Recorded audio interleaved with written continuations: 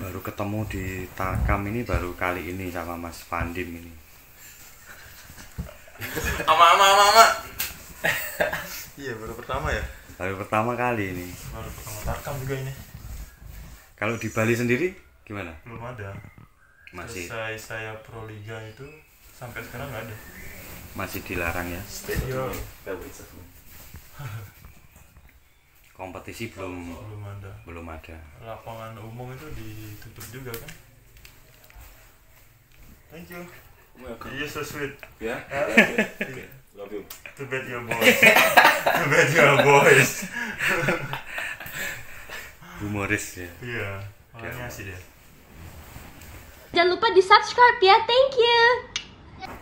Kalau Mas Fandim ini dulunya mulai karir di bola voli yang profesional. Itu tahun berapa? Saya Pro Liga itu 2017 Masuk Pro Liga 2017. Itu masuk ke ke BVN, itu masih BVN Batam Sindo itu. oh iya ya BVN. Itu pertama kalinya ya. Pertama kali.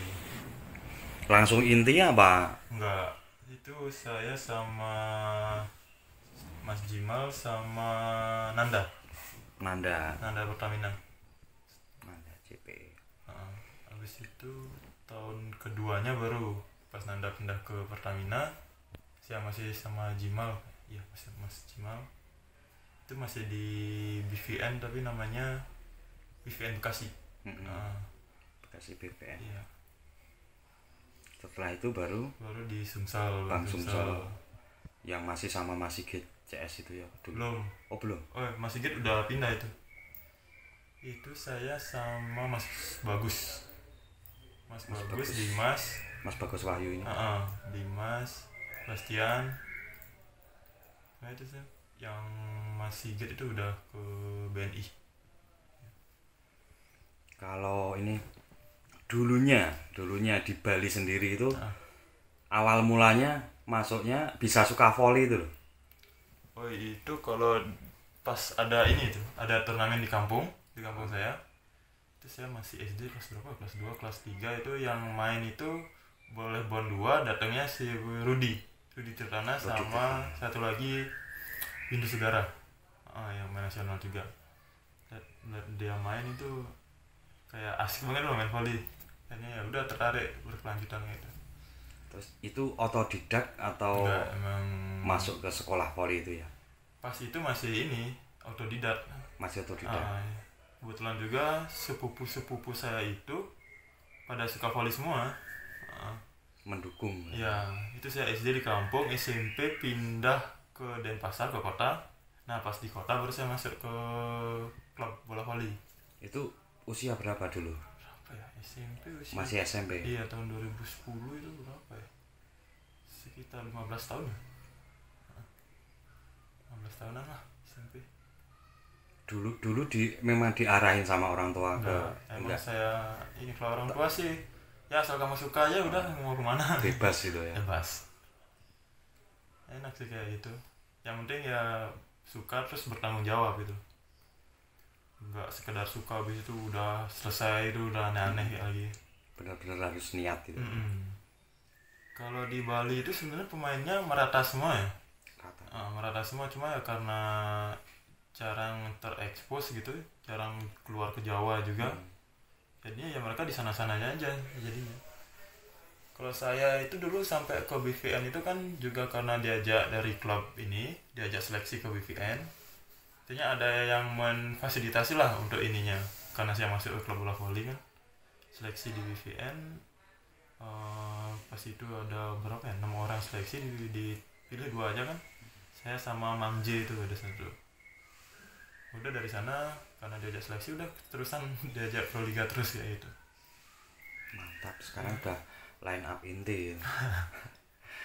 dulu saya sering loh nyari pemain kan susah. Itu banyak yang nyaranin Mas Fandim, cuma kontaknya itu susah loh, ngontak pemain-pemain. Itu jauh juga kan dari Bali kan. Susah. Dan ke Jawa harus pesawat lagi. Belum dari airportnya ke tempat bermainnya jauh lagi. Kalau di Jawa kan di pelosok-pelosok sering gitu. Kalau Tarkam gini Mas, itu transportnya berapa itu? Aduh, kalau transport biasanya ditanggung Mas. Maksudnya ininya gajinya sekali Oh. tarkam itu? Ya standar lah, kelas menengah ke bawah. Wah ini privasi ini sebenarnya ya. Sih menengah ke bawah lah. Tapi Pokoknya yang di sore yang di bawahnya dah. Tapi maksudnya kan apa ya? Cocok dengan ini ya. Iya. Udah cocok lah. Samping itu kan saya orang Jawa dari Bali, terus ke Jawa itu kayak ketemu orang baru terus loh, kayak itu loh, nyari gini, jadinya kayak nambah teman terus. Pengalaman. Iya, tahu tempat-tempat di Jawa juga. Di Bali kan kecil itu, jauhnya itu aja. Kalau perbedaan yang mencolok ya Kak, di Bali sama di Jawa itu apa Mas? Kalau pemain-pemain voli ya, perbedaannya apa kalau menurut Mas Wandi? Perbedaannya ya dari fisik. Kalau di Bali itu saya itu udah termasuk tinggi gitu loh. Kalau saya lihat, mana yang tinggi ya? Kayak saya jadi yang paling kecil jadinya gitu.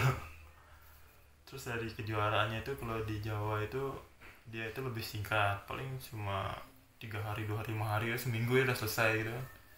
Kalau di Bali itu sampai sebulan, 2 bulan, kayak gitu di Bali. Kalau apa ya, masa melihat yang maksudnya yang belum kenal tentang voli Bali itu kan kabarnya Bali itu maksudnya pemain-pemain itu nggak murni gitu loh. Maksudnya ada unsur-unsur nya gitu. Kalau Mistisnya kan Bali kan memang ini toh. Kalau sepengalaman saya sih ya nggak ada sih kayak itu. susuk pakai susuk itu. Soalnya kan kalau orang melihat dulu Mas Fandi pas boomingnya di Instagram itu kan luar biasa itu. Jumpingnya luar biasa loh. Makanya itu kan pasti orang curiga, wah ini pakai susu ini. Itu gimana nih menurut Mas Fandi? Kalau itu sih enggak ya, enggak benar ya. Memang enggak ya, Memang murni. enggak. Kan juga biasanya kalau di Bali itu kan body pemainnya kecil-kecil gitu loh, kayak Julianta gitu loh. Dan pemain yang biasanya badannya kecil itu emang biasanya punya jumping tinggi kan, kayak gitu. Lebih ringan. Iya, bebannya dia lebih sedikit ini. Fisiknya sendiri kalau Mas Fandi itu seperti apa? Melatih fisik? Kalau saya itu sebenarnya basicnya voli pantai mas, voli pasir. Voli pasir. Iya. Jadi saya dari dulu itu emang pertama dilatih di sekolah bola voli itu emang difokusin buat ke pantai. Jadinya udah terbiasa di pantai jadinya. Jadi pernah ikut kejuaraan juga voli Ya, pasir itu? sirkuit itu PON 2016 pasir saya. Sekarang buat PON sekarang juga pasir. Cuman kalau di pasir ke indoor jadi lebih gampang dia adaptasinya. Daripada yang basicnya indoor dia bawa ke pantai itu susah jadinya. Pengalaman Mas Fandi ini di level Proliga ya kan udah beberapa kali tau Mas Fandi itu seperti apa, maksudnya persaingan di dalam antar pemain itu ada nggak Mas? Satu tim lah. Persaingan itu kalau saya sih nggak merasa ini ya, persaingan lebih ke kayak misalnya kita latihan maksimal Kerja aja bareng, latihan, maksimal latihan, nanti pas sudah di pertandingan kan itu satu tim kita, apapun terjadi kita dukung dia terus, siapa yang dipercaya pelatih kita dukung terus, nanti kalau udah dapat kesempatan main ya udah tunjukin semaksimal hasil latihan kita, lo percaya sama hasil latihan kita yang udah kita lakuin maksimal, di pertandingan kita percaya aja gitu, jadinya nggak usah ada takut nanti salah gini nggak usah gitu. Kekompakan tim ya, tetap. Yang ini saling percaya lah. Kalau udah di pertandingan saling percaya gitu. Udah satu tim. Mantap itu. Kalau pengalaman yang apa ya? Yang menurut Mas Fandi paling istimewa, paling berharga selama ini di voli. Pengalaman ya itu masuk Proliga, ikut tim besar kayak Bang Sumsel kayak itu. Itu kayak baru Proliga tuh kayak Proliga kayak gini ya. Habis itu tekanannya itu loh, tekanan pertandingannya, Atmosfernya terus pas masuk Final Four itu beda lagi tekanannya. Kayak kemarin main di mana itu, di Kediri yang penontonnya banyak itu 2019 ya, 2019 itu Proliga kayak gitu, Final Four udah menang set ini menang jauh, set kedua bisa kalah itu loh, nggak ada yang ini, semuanya itu sama gitu loh, nggak bisa menentukan lawan ini kayaknya menang tapi tiba-tiba pertandingannya beda. Kalau dukanya apa Mas?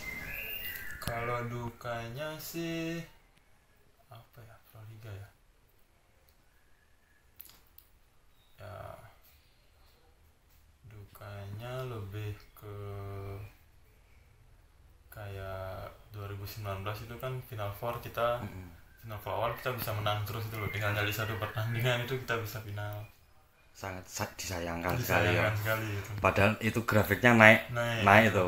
Final Four minggu pertama kan kita naik terus grafiknya, terus minggu keduanya jadi langsung turun, itu nggak bisa bangkit lagi gitu. Pas aku lihat pas menang lawan mana itu, lawan Dimas CS itu kayaknya. Oh, Lamongan. Itu. Itu momen Iya. momen kebangkitan itu. Iya, itu menang lawan Lamongan itu putaran pertama minggu terakhir itu. Padahal kan di media dari awal kan nggak diunggulkan sebenarnya. Sebenarnya nggak diunggulkan. Itu kayak tadi saya bilang tuh, kalau udah masuk level Proliga itu kan semuanya sama timnya. Memang. Nggak ada yang tim unggulan, nggak ada tim bukan unggulan gitu. Semuanya jadinya sama. Peluangnya sama. Kalau dilihat dari materi kan kita kalah jauh kan. Sama Lamongan, pemain nasional semua, kita juga pemain muda-muda kan di ini. Tapi ya itu levelnya sama, nggak tahu apa hasilnya.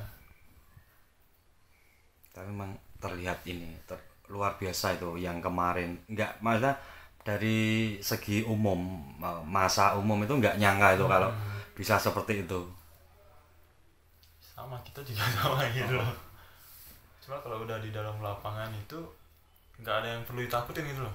Main maksimal aja udah.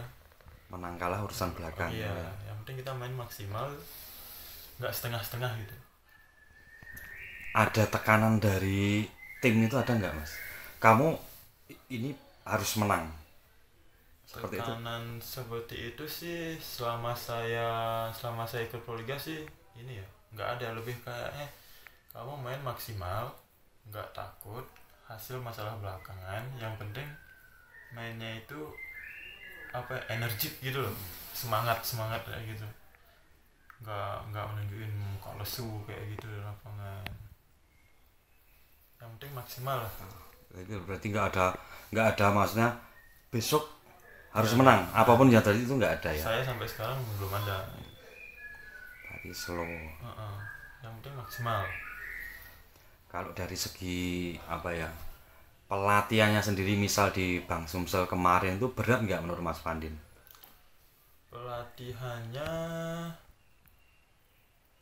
ya berat Mas, pasti. Karena kan kita juga materinya juga muda-muda ya, emang harusnya seperti itu dilatihnya itu loh.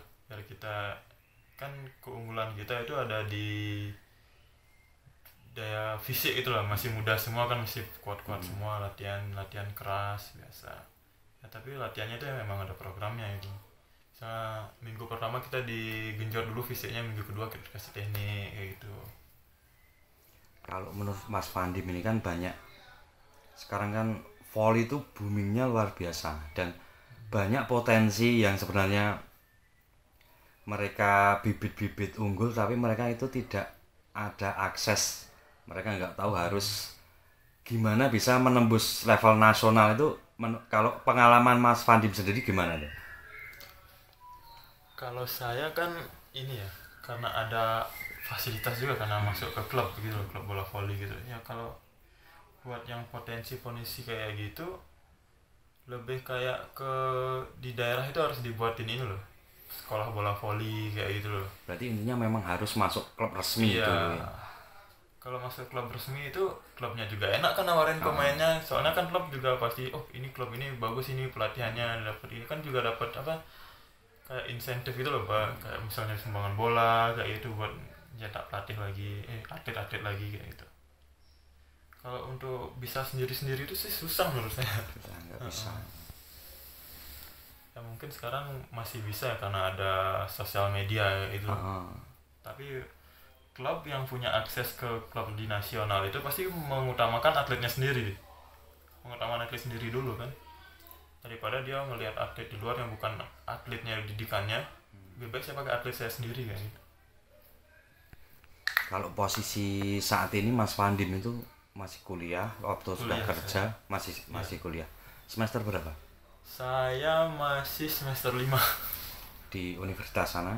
Universitas terbuka sih, kuliahnya online jadinya. Ambil Administrasi negara. administrasi negara. Mantap. Cita-citanya kerja di mana itu? Cita-citanya ya main volley aja dulu. Main volley aja. Dimaksimalkan ya. Dimaksimalkan dulu. Mantap. Berarti ya tetap nggak ini ya, nggak meninggalkan pendidikan, tetap utama ya. Iya. Cuma ya kayak gitu dari dulu. Kayak misalnya nih, PON nih. Misalnya PON, pas PON di kampus ada ujian kan nggak bisa ikut jadinya. Ya itu akhirnya ditinggal ujiannya, PON dulu, nanti ngulang lagi kayak gitu jadinya. Ada dispensasi tapi ya dari pihak kampus gitu. Ya ada.